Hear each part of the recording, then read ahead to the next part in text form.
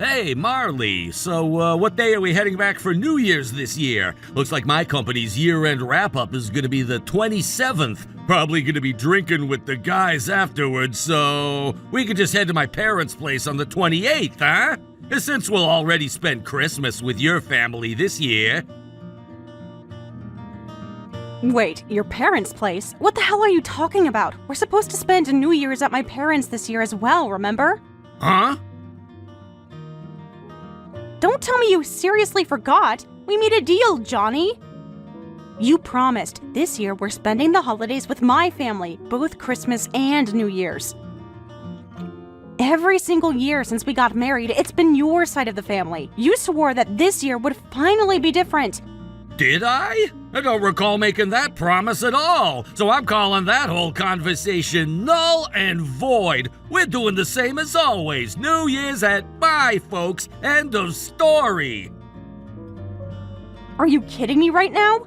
My parents are looking forward to it too. They already ordered the New Year's food and everything. No way I can just cancel on them now. That's not fair. My parents have been waiting for this for a whole year. You don't get to just brush them off. Call your parents right now and tell them we're not coming this year. Yeah, no, that's your problem, not mine. You go tell your folks we're not visiting. End of discussion. New Year's is happening at my family home as always. I'm the husband. I make the call. So you better start acting like a good wife and fall in line. You lying piece of... We agreed on this a year ago. You swore it, Johnny. Shut your damn mouth already! What the hell's with that tone, huh? Calling your own husband a liar now? That's some nerve for a wife. Enough! Start making the arrangements like you always do! Book the flights, get the fancy gifts for my parents, don't screw it up!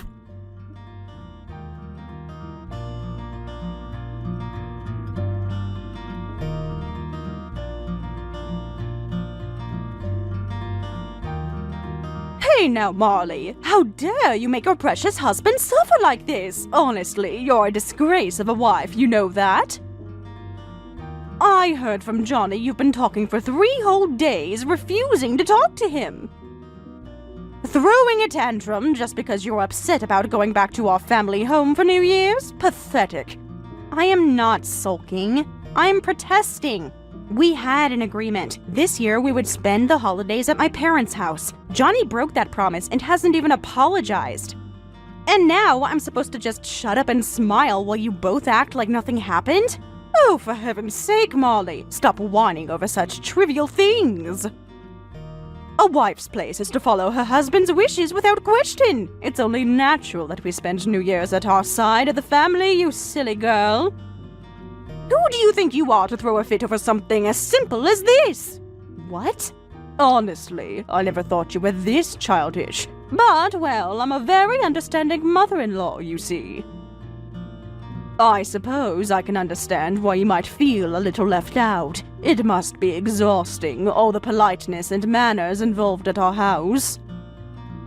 Maybe you just wanted to escape all that and hide away at your parents for once, Amanda. So here's a brilliant idea. Why don't we all go on a little family trip for New Year's instead? All of us? Yes, all of us. It's a win-win, isn't it?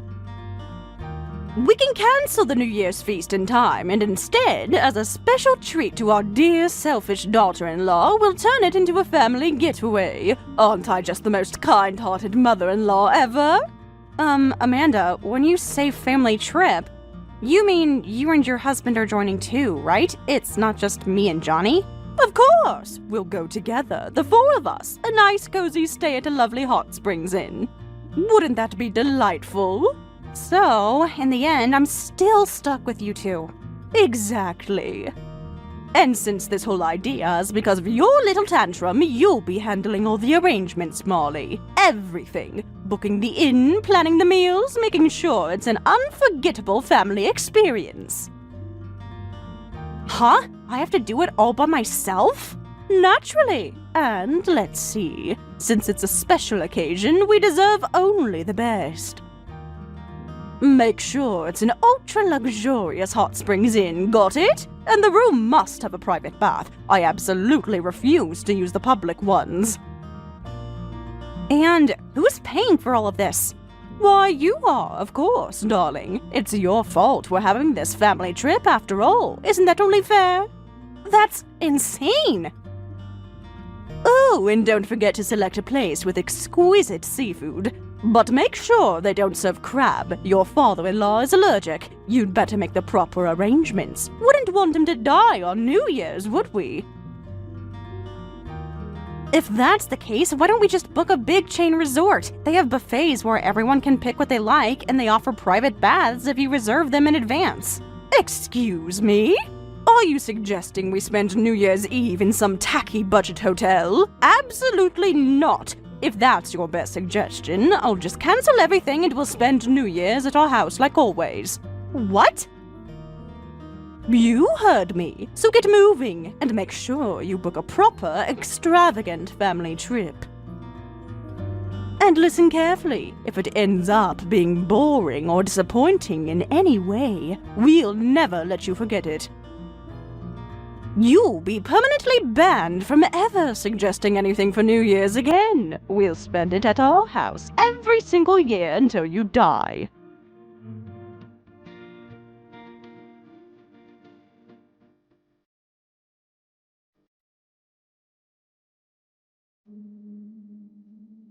Johnny, where are you? It's almost time to leave. If we don't get going now, we won't make it to the inn before check-in, remember? You were supposed to pick up your parents and meet me at the station. Oh yeah, about that. Turns out my parents decided they'd rather spend New Year's at our place after all, so cancel the trip, will ya? Thanks. What? You can't be serious. I went through all the trouble of booking the exact luxury inn your parents demanded. Yeah, well, they said they didn't like that old dump. Sure, you called it some fancy historical inn, but it's basically a rundown relic, isn't it? They refused to spend New Year's in a place like that. What the hell are you saying?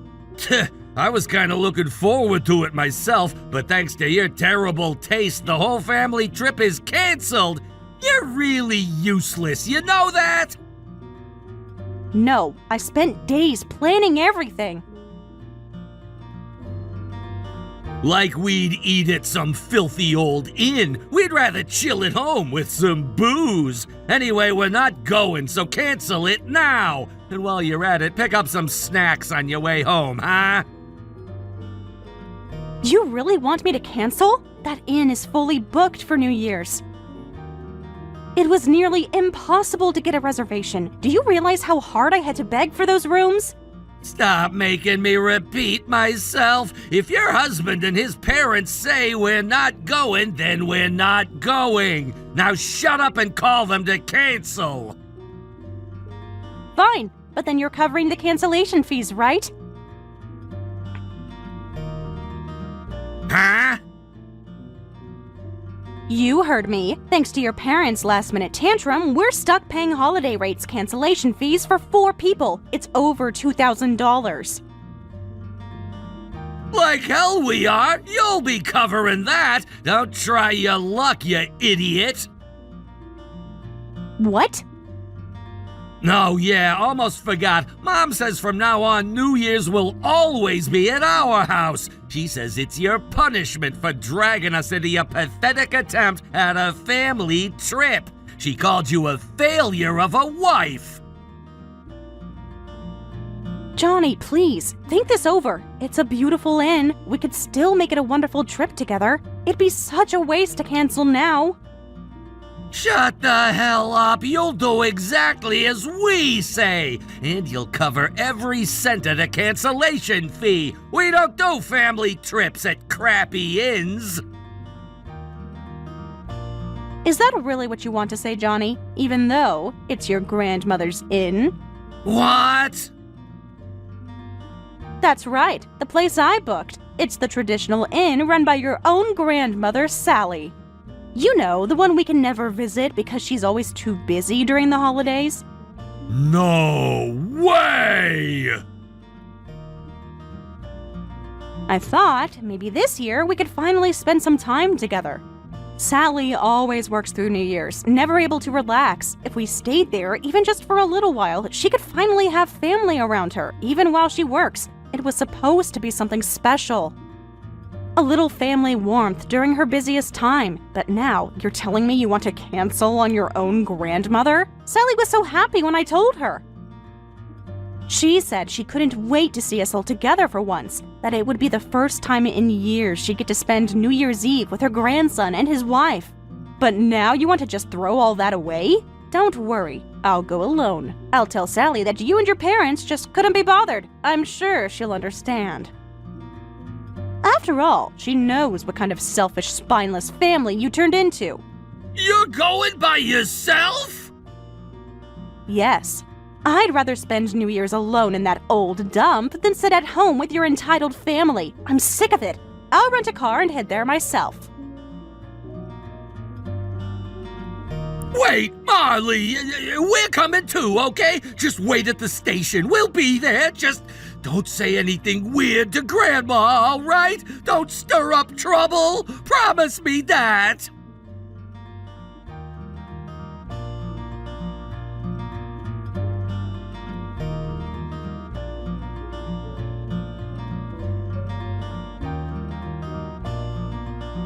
Please, Molly, I'm begging you. Don't say anything unnecessary to Mother. We're on our way now, I swear. Just tell her we overslept, okay? Cover for us. Unnecessary? You mean like how you and your husband have been treating me like garbage behind her back? Oh, don't worry, Amanda. I've already told her everything. What? Mother? It's been a while, hasn't it, Amanda? What's it been now? 10 years? 10 years of never once showing your face at New Year's. 10 years of ignoring my calls and letters. And now, after all that, you crawl back only because you got caught? No, that's not it at all, Mother. I wasn't ignoring you. You're always so busy with the inn, I didn't want to bother you. I thought it'd be rude to keep calling when you're working. I was just trying to be considerate, really.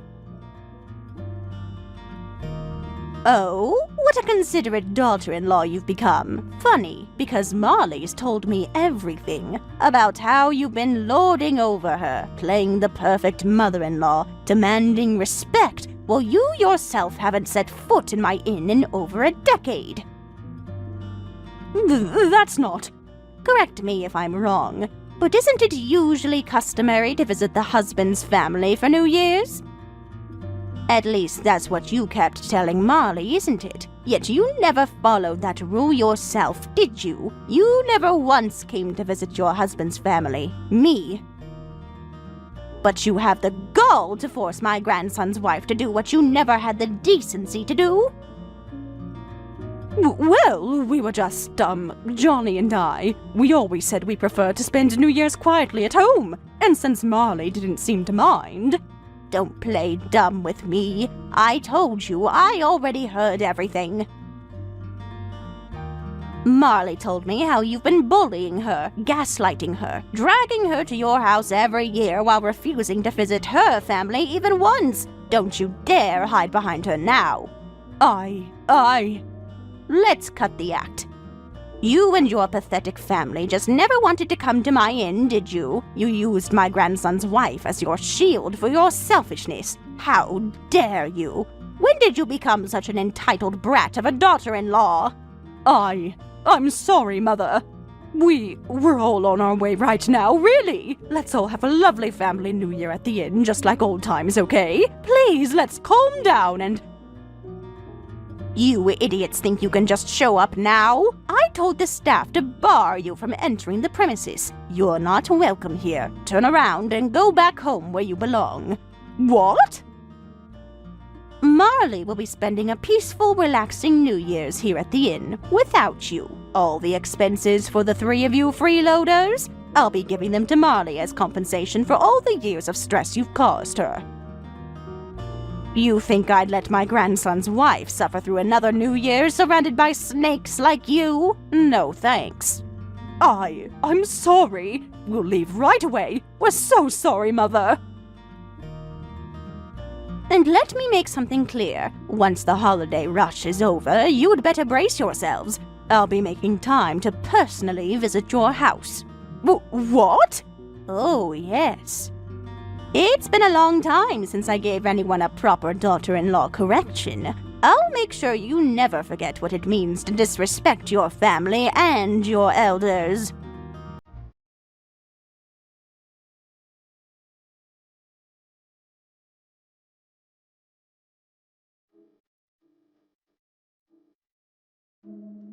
Marley, when the hell are you coming back? Wasn't the New Year's trip to the hot spring inn supposed to be like 2 or 3 days? It's been over a week now. How long do you plan on hiding out at Grandma's stupid inn? Actually, I'm not at the inn anymore. I've already left. Right after that, I went straight to my parents' house. What? Your parents' house? Yeah. Since we couldn't even spend New Year's together this year, again, I figured I'd at least come home to greet my family properly, and well, to let them know about the divorce. It was a sudden announcement, but they took it well. They said they support me, and that they're proud of me for finally standing up for myself. Divorce? Wait! What the hell are you saying all of a sudden? I'm serious, Johnny. I mean it. I feel refreshed, like I found a new spark of life soaking in those hot springs. I realized how suffocating my life with you has been, and now I'm determined. I'm going to divorce you and take back my freedom. Whoa, hold on! You're overreacting! You're just throwing a tantrum because of the same old New Year's argument, right? I'll make it up to you! Next year we'll spend New Year's at your family's house, okay? So just calm down, alright? I am calm, Johnny. That's the problem. I'm so calm that I can finally see everything clearly now. And honestly, I don't believe a single word that comes out of your mouth anymore. I can't trust you. If I'm doubting my own husband like this, isn't that proof that this marriage is already over? No! Come on, that's not true!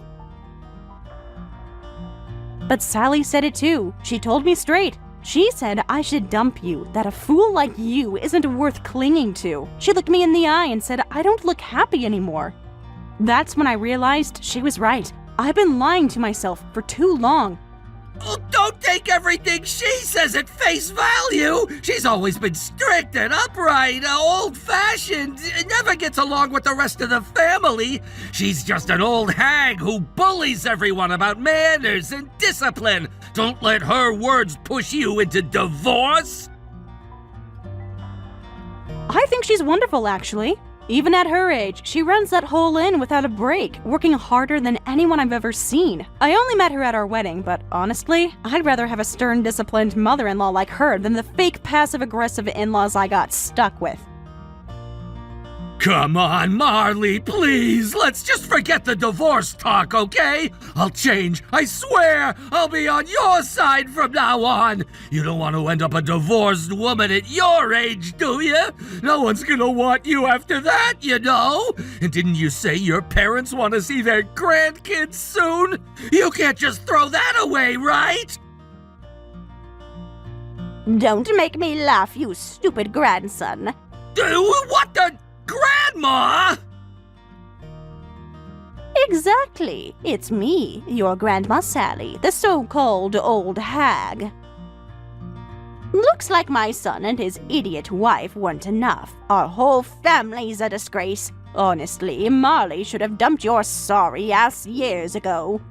How are you even here? You're at Marley's house, aren't you? I came here personally, idiot. As the representative of our sorry excuse for a family, I owed her parents an apology for everything we've put their daughter through all these years. Apology? Come on, it's not like we did anything that bad. We just asked her to spend New Year's with us, that's all. You don't have to go that far, Grandma. Shut up, you moron! Before she's your wife, Marley is their daughter. You dragged her away from her parents every year, made her miss every holiday, and you have the nerve to say it wasn't that bad? What kind of trash did your parents raise to make you this clueless?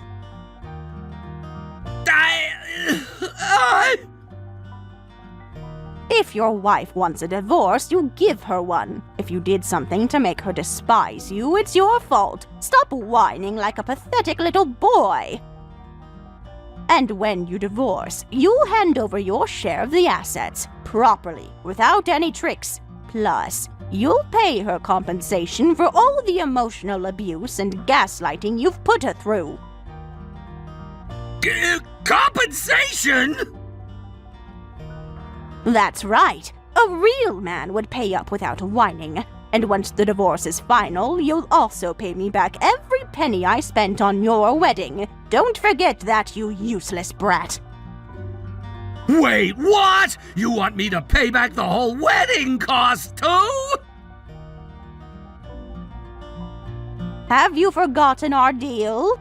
I told you, if you promised me as a man that you'd make Marley happy for the rest of her life, I'd pay the entire wedding cost out of my pocket. I handed you $50,000 in cash. Even at my age, I remember it clearly. And you can't even keep that promise. I remember, but that's impossible now. If we divide the savings in the divorce, I'll barely have anything left. And if I also pay the compensation you want, plus $50,000 on top of that, I might end up in debt. Good. That sounds about right for scum like you. What? Now, get the divorce papers ready today. From this point on, the only answer I'll accept from you is yes, ma'am.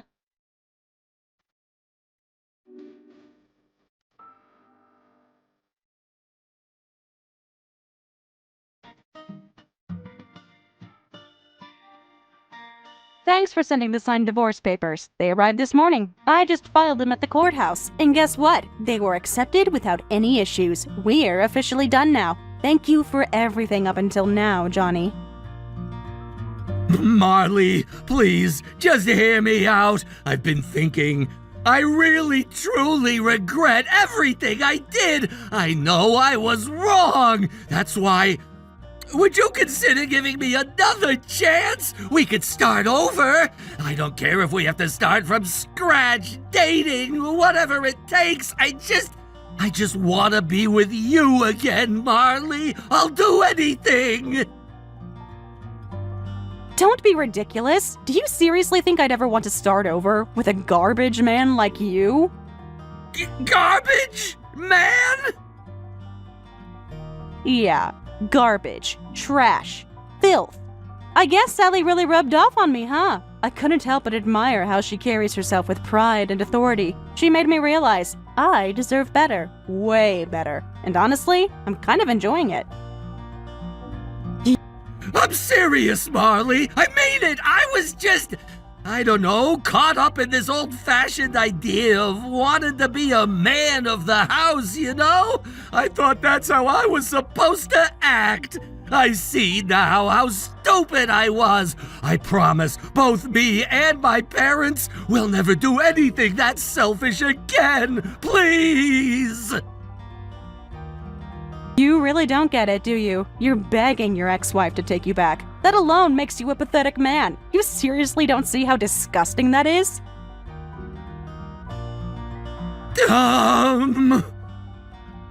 So let me make this crystal clear. Never contact me again. Ever. From this moment forward, we are strangers. Goodbye, Johnny.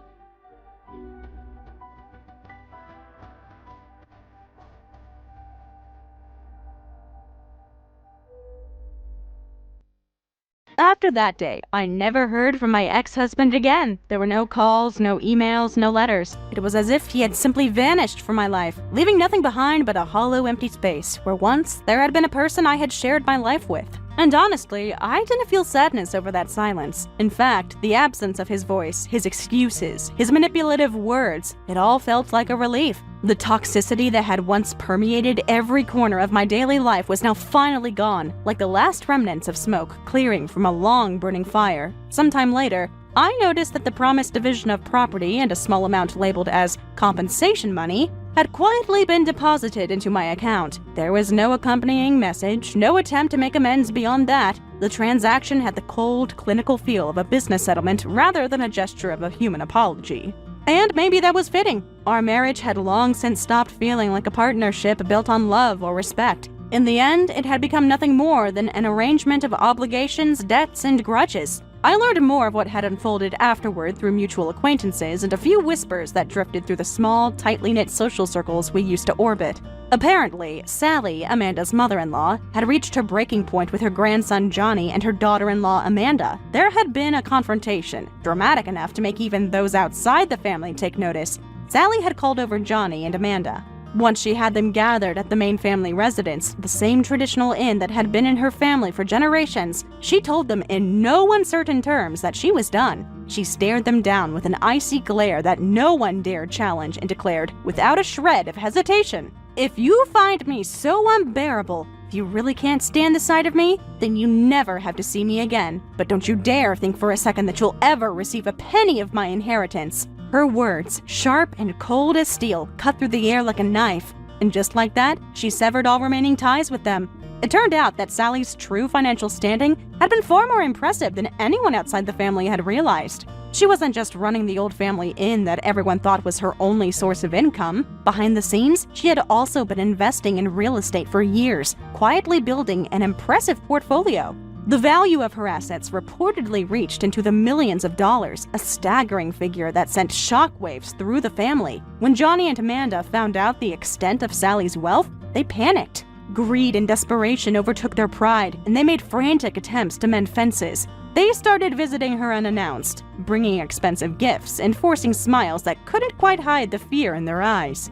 They volunteered to help with the inn's daily operations, scrubbing floors and greeting guests with fake politeness, hoping to prove their worth. They even encouraged Kylie to act sweet and endearing around her grandmother, thinking that using their daughter as a pawn might soften Sally's resolve. But Sally, having seen through their facade, didn't waver. She had endured enough betrayal, disrespect, and manipulation from her son and daughter-in-law. In the end, she made the decision she should have made years ago. She handed them an official notice of disownment. It was delivered with the same ruthless efficiency that she had built her business empire with.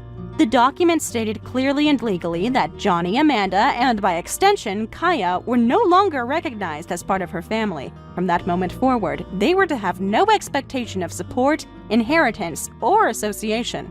The notice came not only as a symbolic gesture, but also with legal weight, ensuring that they would be cut off in every sense. There would be no loopholes, no second chances. She had made up her mind. Johnny and Amanda were devastated. They had gambled everything on the hope that they could leech off Sally's fortune for the rest of their lives, living in comfort without lifting a finger. Now, they found themselves not only disowned, but also publicly humiliated. Word of the family fallout spread like wildfire among their peers and business contacts.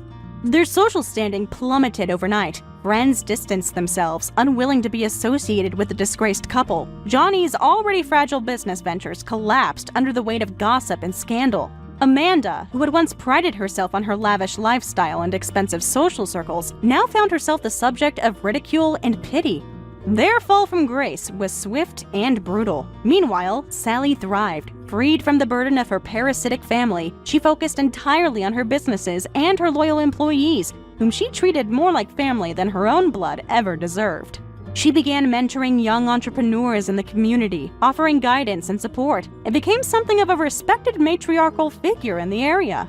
Her inn flourished, gaining national attention for its impeccable service and traditional charm, while her real estate ventures continued to generate substantial income. As for me, hearing these developments brought me a quiet, bittersweet satisfaction, not because I delighted in other people's misery, but because I had always feared that people like Johnny and Amanda would continue to hurt those around them unchecked. Knowing that they had finally been held accountable, and by someone as formidable as Sally, gave me a sense of closure. Even more importantly, I felt a profound sense of peace for myself. The chains that once bound me to that toxic family had been broken not just emotionally, but legally and financially as well. I was finally truly free. There were no lingering threads, no debts, no manipulations. The past was the past. I looked at my bank account, saw the last of the payments, and closed the chapter on that part of my life with no regrets. Now, as I live my days surrounded by people who love and respect me for who I am, not for what I can provide, I find myself able to breathe deeply again. I can smile genuinely, laugh without fear, and look forward to the future without the shadow of the past creeping behind me. And I have no desire to ever cross paths with Johnny or Amanda. As for Sally, I heard she took a solo trip to Europe to celebrate her newfound independence. When I saw a photo of her standing proudly in front of the Eiffel Tower, smiling radiantly, I realized that sometimes, even those who seem like villains in one story can become heroes in their own. And in that, there was a kind of poetic justice.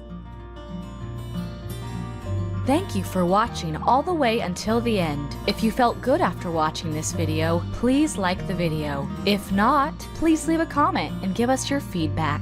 Also, don't forget to subscribe. Your comments and likes help this channel grow. We hope you enjoy our other stories as well.